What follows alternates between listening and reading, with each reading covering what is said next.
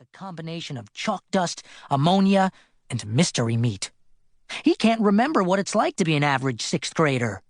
Not that I'm an average sixth grader. Okay, I'll admit that I'm not exactly Joe Honor Roll, but answer me this. When I get out there in the real world, is anybody going to care whether or not I know who was vice president under Warren G. Harding? And don't try to pretend that you know who it was, because you don't. The point is, I want to use my talents for more than just memorizing useless facts. I'm meant for bigger things. I am destined for greatness. I'm still not 100% sure what kind of greatness I'm destined for, but I'll figure it out.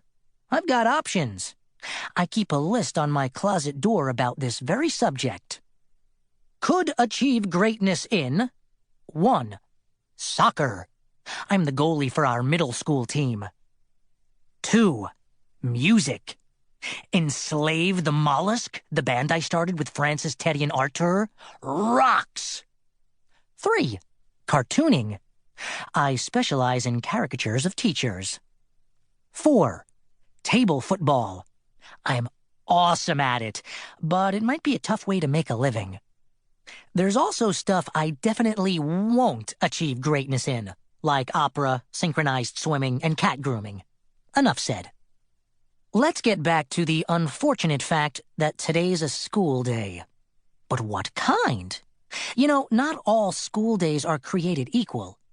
You can rank them by category. Just so you know, I'm really into ranking stuff. One time, I spent a solid week ranking every kind of snack food I could think of. At the top, cheese doodles. At the bottom, rice cakes. Dad fact. Dad handed out rice cakes for Halloween one year. That was also the year our house got egged. Connect the dots, Dad. Here you go, kids. What the? If I were to grade the different kinds of school days report card style, here's how they'd stack up. A+. Field trip days. I'm not talking about lame field trips when a teacher makes you walk around the neighborhood on Earth Day picking up trash. I'm talking about an all-day, get-on-a-bus-and-go-somewhere field trip. Even if they give you a worksheet in the hope that you might actually learn something, you can usually come up with an excuse not to do it. That's what I did last year when we went to the aquarium. Walrus ate my homework. B. Special Events Day. This is when classroom time gets eaten up by something better, like a movie or an assembly. Or, better yet, some sort of emergency. Last spring, Mrs. Cherwicky's wig caught on fire and set off the smoke alarm in the faculty lounge. We got to evacuate the building and ended up playing ultimate frisbee on the lawn for an hour. That was awesome! For everybody except Mrs. Serswicki. I should be in math right now! C-. Substitute teacher days. I think we can all agree that subs are almost always better than the real teachers. By better, I mean more clueless.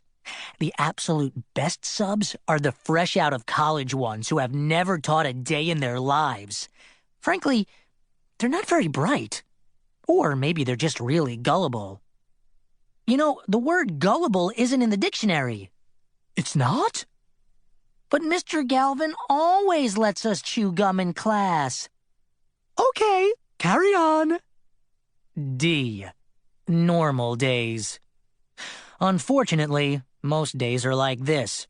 You spend 6.5 action-packed hours studying subjects like photosynthesis in the War of 1812.